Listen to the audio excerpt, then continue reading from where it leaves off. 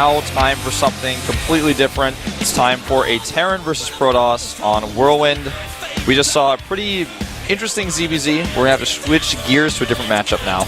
Yeah, we have to switch gears, and this is also true for Golden. If he wants to get out of this group today, then he has to win all his games from now on out.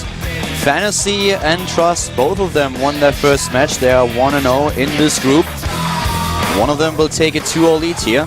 Fantasy definitely the more experienced player, but Trust against Golden with a few problems with his micro. But in general, doing a good job here. Can he do it again, though? He looks really nervous. You know, like his face looks normal, but if you look at his hands and his body, he's actually shaking. He's actually physically shaking. You can see him.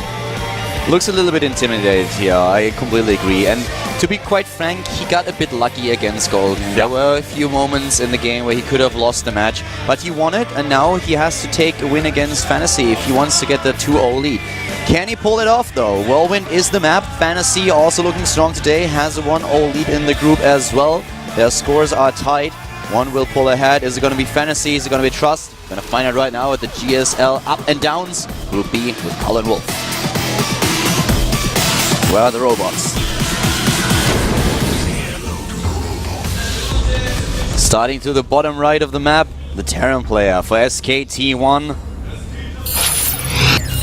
SK Telecom T1 Fantasy. Still not 100% confirmed whether he's a robot or not. Yeah. Starting to the top left, cross-positioned, we have the Protoss player for Zigentus. CJ enters Trust. Cross spawns, so anything goes on this particular map. The coffee explains everything. That's why you were so apparently nervous earlier. Too much coffee. Yeah, you gotta be careful about drinking too much coffee before you play a game that's so precise as Starcraft. You don't want to have your hands shaking. Coffee brand was exactly the same where we go to before every single cast. Yeah, you went to Tom and Tom's. Yep. They're really nice there. They know us already. Like usually we get like a little bit of stuff for free, and it's really fun. Yeah, it's great. I don't have to order anymore. Every single time I arrive, both of them are smiling at me and they're already nodding. Doesn't matter what kind of weather it is. They always know exactly what I'm ordering. And yeah, because it's a little bit weird in Korea, nearly everyone, especially in summer, is ordering like iced coffee. And if you order a hot coffee, they're looking at you like you are from another planet. And they're like, what? Really? You want a hot coffee? Like hot? And you have to repeat it like 5 times. And I actually also had the situation where I ordered it and I repeated myself 3 times and they still gave me an iced one. But by now they know, and they always look at me like a little bit, you're the guy, you're the weird guy, right? The one that always wants a hot coffee no matter what temperature is outside. They're like, oh, you don't have hair, you can't be that hot. Oh my god, I want to slap you right now. I can't believe you said that. That is so sad. I'm crying. I don't know, man. You talk about being cold in the winter without that hair. Yeah, it's actually true, yeah. But you know, I order so many different things when I go there that they never know for sure. I have my standard order. Maybe I should just do that so I don't have to order anymore. It'd be worth it. I'm actually going to try like in a week or so. I'm going to go in there, I'm just going to nod at them and find my seat, and then they already know what I want. But well, in this game we know what we want. We want an epic match between Fantasy and Trust. We have now the the Nexus just being built for Trust and going into the Mothership Core as well as the Gateway research. He's just doing that typical 2-in-2 Mothership Core expand that you see in this matchup, which actually, in this case, puts him behind because he doesn't know that Fantasy's going for a command center first. So he's a little bit, you know, in the dark right now. He doesn't scout at all, which gives him a little bit more minerals. Fantasy completely without gas just yet. He doesn't have a refinery. He is just relying on his Marines here, building the bunker at front to be on the safe side. And as we just pointed out, there is no scouting for Trust. Fantasy has an SCV on the map, and he will scout his opponent on the next position that he is going to scout to the top left. Should be able to get in there. And now even the 3rd barracks for Fantasy, and still no gas. Very Marine heavy. Yeah. This means that probably he's going to take a fast 3rd command center. Well, he takes his gas now. So, I'm incorrect in that. He blocks the SCV out of his main, but it doesn't matter since he sees the Nexus in the Mothership Core. He knows everything. The one thing he doesn't know is if it's a robotics or gateways, and we're going to see that fast forge bullet coming out from Trust. Yeah, fast forge and also the robotics here. The expansion has already been spotted by Fantasy, and the Terran player now with the double refinery and still pretty... Oh, getting the third refinery immediately. He sure wants to speed up the tech now that he's on 3 barracks. And with the barracks, he can just get a huge amount of Marines here and could even walk across the map to do a little bit of damage. Maybe try to sneak past the defense of Trust and get into the mineral line. He's basically powered up a hyper-aggressive attack where he's going to try to trade against sentries. We've seen this a lot in the past. Bomber, is it you? Yeah, that's basically what I'm feeling right now. You know, when they programmed Fantasy, they asked Bomber to do the coding on some of that, sounds like. Fantasy the robot. And you know, those names are always so tempting. Every single time they have like Trust and Fantasy and someone else in the game. There's so many bad puns that you can go for, and you know they're bad, but you just want to make them because it's expected. Yeah. I trust you won't do that going forward here, though. Nah, it's just a fantasy that I have. Yeah, I feel you on that. Look at that Observer just with the Stalkers. Yeah. What is he doing? Why is that Observer there? He's just like, well, just in case. He's scared to go on the map. It's like one of those younger observers. He's not experienced. He doesn't know that it's cloaked. So it's like, but when I move, I worked for Creator the last few games, and every single time I got killed as soon as I left my robotics. I don't want that to happen again. I'm gonna stick it back at home. Yeah. By the way, you know, the reason why he did that is because he's scared of a possible Widowmine drop since he got no scouting information. Yeah. And he did send a hallucinated Phoenix to scout, so it's not like he's not scouting at all here. And you can see the Phoenix will just barely make it in. See the factory timing. He wanted to have the detection close by. If there is some kind of weird shenanigans going on with the Widowmine drop, then you always need some detection back at home. So that's the reason, of course, for that. Yeah, he's like super safe here. He has 1 cannon and 1 mineral line. The other mineral line's going to be guarded by the Observer, which he keeps at home for a while. Now he even has 2 Observers to spot drops on the left side, so he is playing the ultimate safe for us versus Terran style right now, almost too safe. He's going all Gara style here. That's the ultimate defense that we currently have for Trust. Now, if he would conjure a Sandstorm in a second, I would not be surprised at all. Yeah, I would be with you on that. You know, this is not Akalon, it's not as much sand on the map, but he might be able to pull it out of there. Yeah, in Fantasy, I mean, if he's Kimimaru, then maybe he can penetrate the ultimate defense, but it's gonna be really tough for him. So far, he's just gonna bide his time and try to just get his tech up. +1 is about to finish, as is Combat Shield and Stim. But Trust is gearing up like a madman. Yeah, he even adds the 4th gateway. The 4th gateway is like the gateway of no return for this +2 armor Charge Zealot Archon attack. Yeah. And I mean, with the Templar Archive now coming up, this is looking like he's going all out with this, going for the charge lots and, of course, the support with the Archons. I don't know about that. Like, that was really weird that letting that Stalker It was a little bit odd. What we have, though, is also War Prism being built. And I mean, just today, David Kim talked about what they are trying to change pretty soon on the patch server, trying to experiment a little bit with making the speed for the mothership, for the War Prism available right when you build it. Yeah. That would be quite interesting. I'm not quite sure what I think about that, though. You know, to be honest, I would like to see it tried, but I don't know about long term. By the way, that Colossus hallucination was so smart by Trust. That's so sneaky because now Fantasy is going to start making Vikings instead of Medivacs, most likely, expecting that he's going to be facing a push like this, and now it's going to be something completely different. Archons are already there. We have Storm also coming up, so he's adding the 2. Ah, here comes the scanner with the Colossi. It's of course going to be great for him, but he also spotted the Archon. Yep. And now probably Fantasy wondering, okay, well, wait a second. You have Archons and Colossi? How does that happen? Oh no, this is not good for Trust. Fantasy's hitting a great time here. This is all that powering up with those Marines we talked about earlier allows him to do this. He picks off the Archon. Yeah, a few units get trapped here, but this is a better trade for him, and he's forcing the missed timing here. Yeah, and the Photon Overcharge saves Trust for now, but the problem for him really being that his Storm is not done just yet. But he has 2 Templar in this Warp Prism, and he's going to do a Storm drop here. Storm is going to finish right when the Warp Prism gets there. This is something completely the opposite of what I thought we were going to see coming out of him here. The timing is working out so well for him with the Storm just now finishing, and he's dropping it, and here come the Storms. Thunder and Lightning. Yep. Excellent damage done here. A lot of the SCVs do escape, but they're very damaged. Yep. 15, 16 harvests and the Archon already. The Archon! If the Archon is ready and he gets a good hit. Oh, he does not target. That's so unfortunate. He could have done so much more. Meanwhile, another drop coming in, this time by Fantasy. They're going blow for blow here. Even Zealots now in the mineral line of the third base. The double drop in the main, and those few Zealots won't be able to deal with it. Another round of warp and is desperately needed here, but even that might not be enough. Yeah, not going to be enough here. He needs to send more units back, but he's fighting over on the other side of the map. Meanwhile, crushing this Fantasy army. Fantasy losing so many units over here on the right side. It was a massacre. Yeah, Trust is taking apart so many of the workers. Only 27 have been killed. Well, not only, but he has only 44 right now. 27 have been taken out. Third base for both of these players, but the Zealot still doing damage at the third, dividing the attention of Fantasy. He has to be at the top left, at the bottom right. He has to be everywhere right now. Yeah. This is, you know, Fantasy has definitely taken some losses here, but he's still in a more comfortable position economy-wise. The upgrades right now are going to start going into Trust's favor, though, because he already has +2 armor. He's about to have +1 attack, and as you can see, Fantasy's only now started +2 attack, and he has no armor on the way, not even second eBay.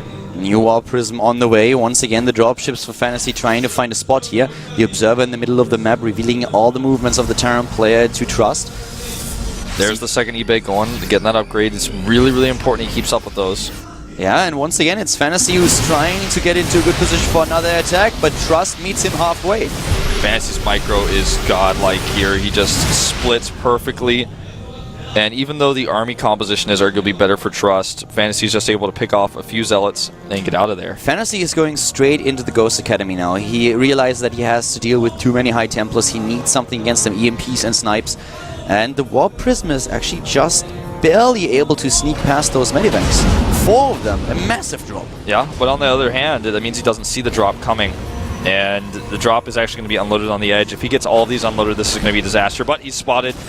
How does he respond? He's got feedbacks. There's not a lot of energy on those medevacs, though. Yeah, and there are way too many units taking down the Zealots immediately, but we have another 2 High Templars moving into the third base. They walked in. And they take down so many Harvesters once again. 56 left for the Terran player, but he has so many units to the top left. Fantasy is doing so much damage with his drop, and he's doing a decent job defending at the bottom right. Yeah, he's got that bunker set up now, as Zealots are not going to be able to do too much. And Fantasy just starting to stabilize here. He's constantly producing SCVs. Trust has kind of missed his probe production a lot of the time. That's why, even though he's killed so many Harvesters, in this game he's killed 41, he's only 3 Harvesters ahead. Why did Fantasy retreat at the top left? That is a good question. There were no units. I might have missed something, but he killed all the units. There was no warp in. And he just retreated. He had a few medevacs low on hit points, so I guess he decided that, you know, better safe than sorry, I guess. We have an Archon up there now, but I feel that he could have stuck around a little bit longer and done more damage. He had a really good spot there. Zealot now drop it's here. Too late. Some of these SCVs on low hit points from earlier. And yeah, you're right. I mean, Fantasy could have definitely stuck around a little bit longer. Oh, this army is going to get crushed, but it means that this army is out of position. The Storms are not ready. He's walking over with them. Here they go. Trying to snipe the Nexus. Oh my god, this is brutal. So many Storms. The God of Thunder says hello, and Fantasy doesn't micro his units at all. He's trying to take down the Nexus, but there's just too much DPS. Thunder, God indeed, man. Trust looking more like Thor right now. I'm now excited to see the transition, though, into Colossi with the second robotics and the Bay coming down. Also, those upgrades for Fantasy now going into +3/+3. Trust is started his second attack upgrade. He's going to equalize the upgrade soon, but Fantasy will pull ahead of here. He never made a second Forge. We've seen some players reluctant to make that second Forge, and it actually sometimes can cost you games just being down a set of upgrades against that much bio. Trust decided that it's now time to transition out of his High Templars. He's going into the second robotics facility and adds the Bay. He wants to go Colossi. Well, he cancelled the Bay. Okay, he had a Bay, he realized it and canceled it. Yeah. I was a little bit wondering there already. Okay. The second Forge is coming up now too, so he's going to be able to... I mean, he's not going to be able to be ahead in upgrades, but he will be able to not be as behind as he would be otherwise. Because he's about to be at 3-3 versus 2-2 for a long window of time. Fantasy has just such good production, adding the second starport now so that he can get those Vikings out fast enough and also get additional medivacs if need be. And with the production and the bank that he has, he will be able to rebuild his army as soon as the next fight starts. He's nearing the max now, he's going into 200. Yep. No fourth base for either player. Both running a little bit scared here. Fourth command center, as I speak, though, started for Fantasy. And we have for Trust also the fourth Nexus being built now, so he wants to get this fourth up at his base. But Fantasy for now abandoned the drop play. Yeah, I think he's started to realize that so many of his medevacs were getting low on hit points. Need to come back, do a repair job, get some fresh medevacs out as well before he gets his Vikings. It's also all those High Templars that are around with the feedbacks. It's just very risky, especially since we have a lot of observers on the map for Trust doing a really great job. That scan was a bit unfortunate, missing the High Templar. Yeah, it's almost as if he realizes though, because he does send one Marine around to the right side, and he might actually be able to snipe these. This is so funny. These command centers are going to have to be cancelled, well, at least one of them. And he checks to see if there's a fourth base. Unfortunately for him, he checks the wrong side. There is a fourth base, but he has not yet scouted it. Now he knows there's got to be one. Goes for the scan here. And right now, Trust needs to get his units in position. He's in the wrong place at the wrong time here. He needs to get over there. Fantasy turns around. The economy is just so much better for Fantasy here. He has 2,000 minerals already. He has a sick production. +3/+3 is going to hit in just a few seconds. And then Fantasy could hit with that timing. Trust not even starting his upgrades. Yeah, Colossi range is nearly completed now. But here come those High Templars taking down a few ghosts, but only 1 or 2. The Storm is good, but the ghosts are doing a much better job here for Fantasy. Yeah, Fantasy getting much better into that trade. He can just heal his ghosts here with his medevacs now, which also reduces the amount of feedback energy he's going to eat on those High Templar, close the gap on the medevacs. And, you know, like you said, the bank is really starting to show here. Finally, the 3-3. But like I said, this is a huge window of time where Fantasy has the upgrade advantage against a Protoss. That is not supposed to happen. Yeah. Even the Cloak upgrade for the Ghosts are now coming in. That's going to help him so much dealing with those High Templars if he can set up a flank against them. A great EMP. Oh my god, EMPs against the Archons, against everything. Yeah, the Archons here still push through for a little bit longer, but the angle on the Vikings on the hitting those Colossi is so good. And he's just going to push these Immortals back, knock everything down. And Fantasy, as long as he dodges these next few storms, has the momentum to continue the attack. This is just so much damage that he's done already. He has a significant lead in overall supply now. We still have a few units at the bottom right doing damage at the third, but they are cleared off by the Marines and the Ghosts immediately. Fantasy going into an additional base right now. He has so many command centers that he built, and he just has such a great position right now. Yeah. Better upgrades, more supply, a good economy. He had the momentum to go in and try to kill that Nexus, but for some reason he thought maybe there are storms up there. Not even going to try it. I have the better economy. I'll remax faster, and I'll just keep picking away at you piece by piece, wearing you down until I'm the one who has the bigger army that can finally start to take those big moves on the Nexus. And these next side that are mining are not going to be mining for very much longer, especially the one at the Natural is almost out, and the one at the third base is getting closer too. So Fantasy just has so much more saturation he can get with those additional satellite bases. The upgrades are now getting a little bit closer for Trust at this point. We have the 3-3 soon to be done. And right now the supply gap also being closed here. It's just really a matter of position and how well he can act with those ghosts. Once again, we have a time warp, not doing too much here. Where are the Vikings though? Yeah, that's the good question. They're way back out of position. He's not moving them. Now he does. And Trust trying to capitalize on this moment. He only has 2 Colossi. His Zealot force though is huge. A great EMP on those Zealots though before he can even fight. And Trust has to get out of here. Yeah, the scan goes down here, just to make sure that he knows exactly how the Protoss player now positions his army. Good Storm attempt to feedback, but the Ghosts are there to to immediately punish those High Templars.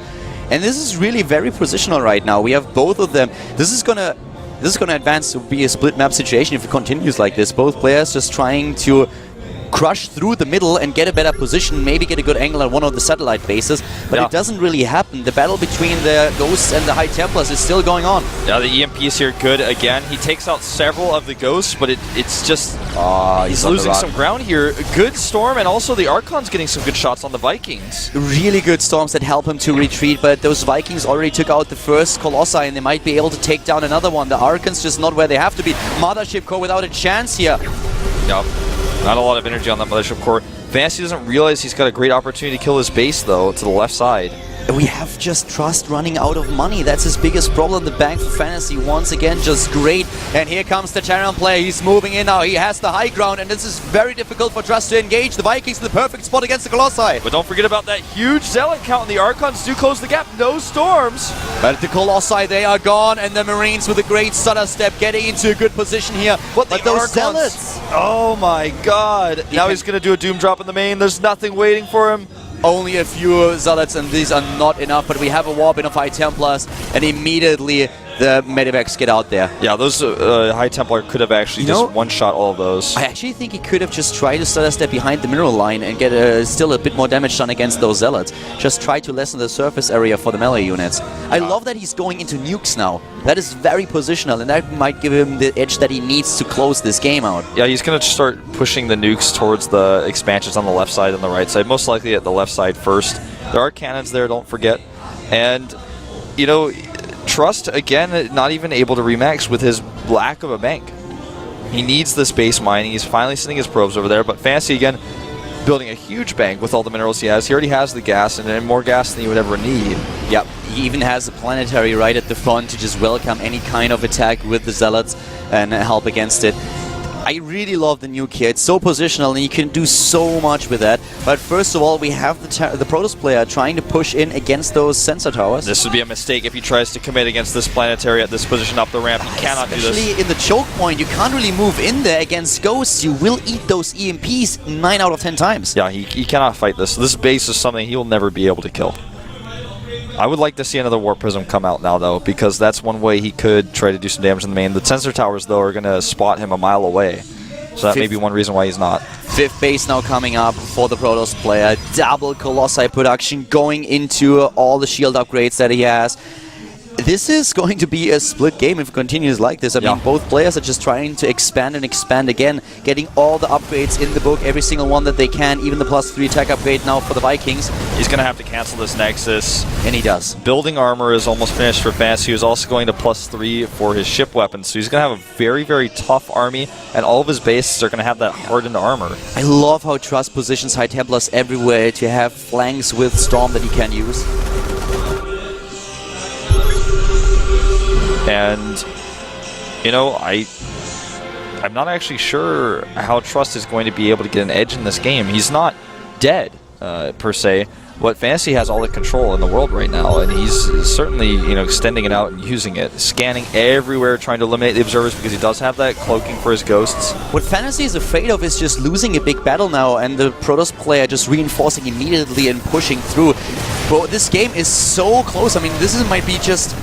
We might reach the tipping point here any second. It's really all about the next few engagements. So many gateways now going down for Trust. He wants to have that production. He wants to Protoss his opponent as soon as the fight is over. And here we go. The EMPs are immediately moving in. The Vikings once again being spread out, taking out all 3 Colossi. He has no storms. The EMPs are great against High Templars. No energy left. And no observer left either. He's trying to kill those ghosts with Storm. Many of them died earlier from the Colossus. Is that Templar have enough energy? Oh! Just barely. Oh, the Storm against the Ghost. A great Storm! This is exactly what Trust needed. And all of those gateways he built now are allowing him to utilize his bank. Exactly. The mineral bank to build those zealots. He is able to just get those units out a lot faster than Fantasy. Fantasy is trying to hit those production cycles, but we have Trust taking the lead in overall supply. Warp in round after warp in, and this is the time that Trust has to use to push down to the bottom right. He never remade enough barracks to be able to remax this quickly. He just does not have the production facilities that Trust has. 27 zealots, fully upgraded here for Trust, but he doesn't push in. He plays this very safe. He does not think that he has enough to deal with his opponent's army. Yep. Oh, what a crazy engagement there. Fantasy had just seen that one Templar on the side and might have been able to win him the entire game. And as a result, he lost every single Marine.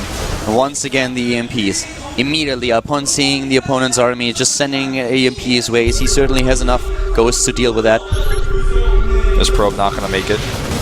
Yeah. You know, this is another one of those bases he'll never be able to attack. Trust, that is. He can kiss that idea goodbye. Because there's a high ground there, the planetary, and everything else. Another base now being established to the top right. He's getting units for free. And he has the better bank now. He has a better bank and he's trying to move in, but all those planetaries that we have, that we talked about it earlier, that gives Fantasy a huge edge. Yeah, this is all about positioning. Fantasy, if he can fight on his terrain, on his turf, even with a smaller army for now, he can definitely win the fight. It's all about positioning here, and Trust is not going to give him a free win on an engagement. He's being very careful, very meticulous. He's taking another Nexus on the right side of the map. Fantasy never used the nuke. Yeah, I was about to say the same thing. I'm a little bit surprised by that. +3 shields now coming down. And Stargate, so we may see Mothership coming out. That's what I'm expecting with that Stargate. He could also get an Oracle. Yeah, gets a lot of cannons here as well. The more satellite base he has, the more static defense he needs to deal with drop play. But this move to the left side takes down one of the bases without a problem at all. The Kai Templar with a storm, but not good enough. The feedback's on the other hand. Yeah, the feedback's what he really wanted there, and that was excellently done. Fantasy just so low on supply, but still able to just do damage. It's like he's got control over the map with a smaller army. Needs to remake that Nexus. And I would love to see the Mothership, because the difference between a Mothership and a Mothership core, besides the cloaking, is that you can recall your army to the Mothership rather than recalling to a Nexus, so you can use that to great effect. Yeah. And what we have is, of course, also now new bases now established for both players once again, especially since Trust just lost the one to the left side of the map. More and more ghosts are being produced here for Fantasy. He wants to have those EMPs. He's dropping in supply, though, and this is really becoming an issue. He's running a little bit out of resources. Mules are great, but it also means that your mineral patches are depleted a little bit faster. And here comes the Protoss player moving in, and the Terran is in trouble. He's in trouble. You know, he will hold, but he's lost his fortification here. He's lost a lot of his army that he cannot really replace right now. But a great defense here. This one planetary really being such a huge bank in his defense, able to just stop the onslaught of the Protoss player. Fantasy has a timing here. He has a moment. He has triple Trust supply and a few rounds of Warpins. That's going to change, but he has to do damage now. So much of his army low on hit points. He doesn't have the resources anymore, Wolf. He already warped in the units that he had, and now he's low on gas and he's low on minerals. He lost way too much in that engagement. At first, it really looked like he could push through here with his Storm, but the problem for him really being that against Planetary and everything else that Fantasy that up there, he just ran against a wall, and that was not a cost-efficient engagement in the end. I feel like, you know, Fantasy does not realize that he's got this very thin window that he can utilize. He could definitely do some very, very critical damage right now with what he has. So low on hit points, all these units, even the cannons giving him some trouble. Here comes potentially that nuke. There it is. Finally the nuke, but he's already in a supply lead, and with the bank he can just now produce unit after unit, one cycle after another. The cannons are going down here, and another base to the left is being attacked. He sees the ghost, but the nuke is already on its way. Yep. Nexus going down here very huge, but Trust is starting to close the gap in that supply. He's being much more cost efficient in this game. These Vikings here have done nothing for Fantasy the past few units. So, I mean, let's talk about that for a second. 12 Vikings times 2, that's 24 supply in Fantasy's army that have really just been dead weight. Now he's starting to move them more. I think he's going to start trying to land them to do some pro-harass maybe even. 2 Colossi on the map, 2 more being built, so I feel that he's keeping them a bit more close, at least for the time being. Yeah, maybe so. But those bases there at the right side, he needs to take those down, and the Protoss gets once again his bank up, then he will be able to get the units in. He has the production, he just doesn't have the resources, and Fantasy knows it. He takes down another base, and he's crippling the economy of Trust now. Oh, he absolutely is. Fantasy is really starting to get an edge on this game. Now he's got total map control. He's eliminated his opponent's economy several times here, and Trust will never be able to remax. He's going to try to take this opportunity to go in and kill this expansion. Here it goes. Where are the Phoenix? Oh! Just in the last second, there comes the EMP and the immediate snipes as well. All of the High Templars are gone, and this is kind of the last blow. Trust is in a bad spot now, up against so many Vikings without anti-air. The Archons alone will not be able to change this unless he clusters them up. Yeah, but even with the EMPs here, it looks like he's going to be fine. That's the end. GG. That was a crazy game. I loved watching that. Yeah, definitely. A lot of back and forth situations that we had, especially at the end there. Fantasy taking the game, and suicide charge there, you know, into the planetary. That's I'm sure that's what you're about to mention. Exactly. It was just him being a little not patient enough, I feel. Yeah, I mean, he thought he could go in there and crush that army with his storms and also eliminate that fortified position. If he kills the planetary, then he can just send Zealot run-bys into the main base and cut off reinforcements and start working out the production buildings. We've seen this a lot in late game in Protoss versus Terran. I feel just... It was weird, he was setting up so many cannons at the satellite bases, and that kind of indicated that he wants to play this like very safe and wait for his chance. And then he moves immediately into this position, so he dropped a lot of his resources into the cannons to have a defense against drop play, and as soon as he did, he didn't even have the big bank anymore. He still had a few resources that he warped, we warped in units right after that, but that was not a cost-efficient engagement at all. That planetary certainly did a number on him. Yeah. Once he lost that army, he couldn't control all of his bases. Just small Fantasy run-bys with Stim Marauders were just killing his Nexi, runs away, kills another Nexus on the other side of the map. You know, he had cannons in place, but cannons are not going to defend against that much DPS. He needs more storms. He lost a lot of Templar in that fight. And also with the Archons, the Archons and the Zealots, they didn't really get the surface area that they needed against the not only the planetary, but the rest of the buildings that Fantasy used as a shield. So A really drawn-out game here that we saw with a lot of back-and-forth situations. In the end, it is Fantasy who takes the win and is now 2-0 in the group. Trust is 1-1. And we are going to head, of course, into our next game in just a few seconds. It's going to be Yoda versus Savage. And Savage already taking an early win here against Golden. Yoda, on the other hand, he lost his match against Fantasy, so he needs to have a win if he doesn't want to drop into the same spot that Golden is right now. Yeah, exactly. Being 0-2 in the group. So if he loses here, he'll be also hoping for a tie, which is never something that you want to do. Plus, not only that, but having to win both additional other games before you can even hope for getting a good chance in. The map is going to be Star Station, so at the very least, a decent map for Zerg versus Terran. I feel that we are going to see now the true strength of Savage and finding out how good he actually is. Against Golden, it was a timing that he used and he won the game quite convincingly. Now he's up against a very strong Terran player. Yoda might be down one map, but he played against Fantasy, and Fantasy was from the beginning one of the favorites to get out of the group. The same is true for Yoda. A lot of people expect him to be able to get out today, also because he went quite far in the last Code S season. So Yoda now has to show us that he is really able to get his spot in Code S, and he has to take on Savage if he wants to do that. If not for the next game, if he doesn't win this, then he's going to be 0-2 in the group. He will have to win all of his remaining matches to get at least a chance of advancing here.